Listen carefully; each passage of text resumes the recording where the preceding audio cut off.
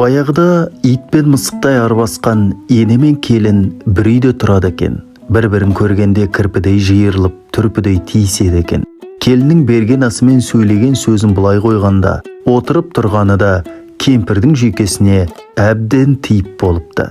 Отырса опақ, тұрса сопақ, қысқасы кең дүние тарының қауызындай тарылып, қажаса екеуді титықтап тығырыққа тіреліпті. Күндердің күнінде құлағының құртын терген енесінен жаураттай қажыған келіннің ойына жамандық түсіпті. Күншілік жердегі елге танымал бір емшіге барып, кемпірден көрген қорлығын көз жасын сарқып отырып айтып, кемпірді өлтіретін дәрі жасап беруін өтініпті.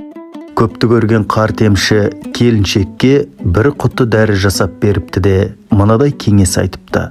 Бірден өліп қалса, бала шағасы, туыс туғандары сенен көрер анық. Сондықтан бұл дәріні күнде аздап беріп отырасың. 3 ай өткенде кемпірдің шаруасы бітеді. Қатаң ескертер бір жайт, ол кісіге бұрынғыдай сөз қайтарма. Не десе де сіздікі жөндей бер. Дәрінің қуаты сонда жақсы болады. Ашуланса, керісінше дәрінің күші әлсірей береді. Енді онсызда 3 ай ғана ғұмыры қалды ғой дейді. Келіншек үйге келіп емшінің айтқанын айнытпай істеуге кіріседі. Алғашында біраз қиналады. Кемпірдің ерні қыбырлай бастаса, келіннің де тілі жыбырлай бастайды. Көкірегінен лап етіп көтерілген қызыл жалын жұтқыншағына келгенде, емшінің айтқан сөзі есіне түсіп, қылғынып тұрып қалады. Сөйлеп қалқақ бас. 3 ай ғана ғұмырың қалды ғой деп, іштен тынады. Солайда солай апта өтеді, ай өтеді. Кемпір болса аң-таң. Баяғыдай арсылдап тұрған келін жоқ.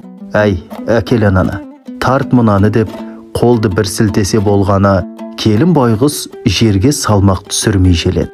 Қимылы да, сөзі де мамықтай. Міне апа, тағы не керек? Айтқаныңыз болсын деп қиылып тұрғаны. Сөйтіп жүріп, өзі де сөз қайтармағанға үйреніп, бұрынғыдай емес, бойы кеңіп қалғандай күй кешеді. Енді кемпір отырып ап ойлансын.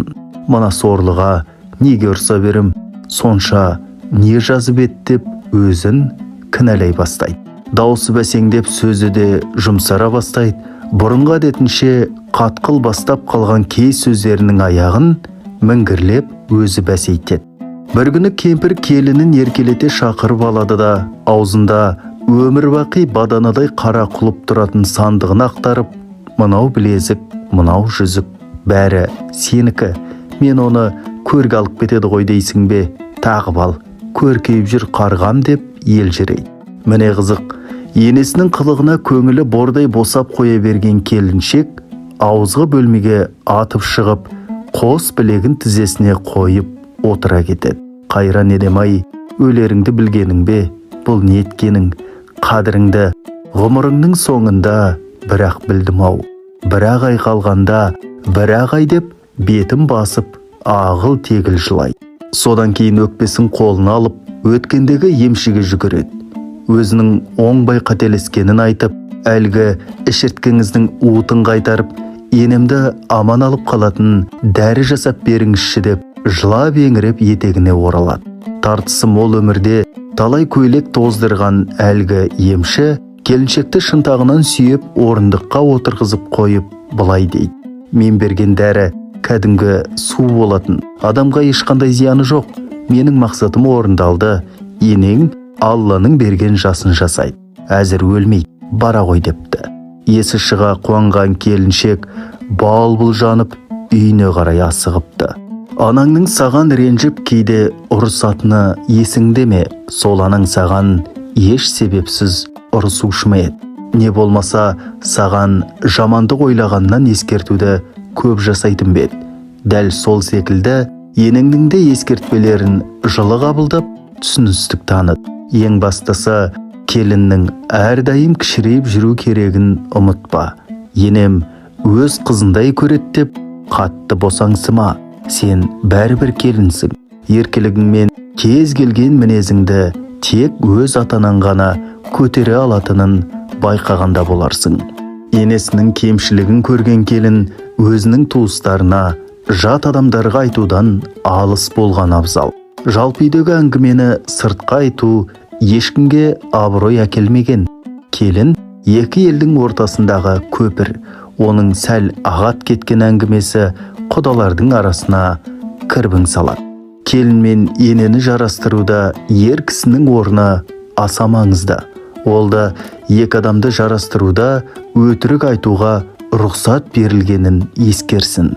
Әйелінің кемшілігін жасырып, анасының абыройын асқақтатып екі ортада көркем мәміле ұйымдастыру дана адамның ісі.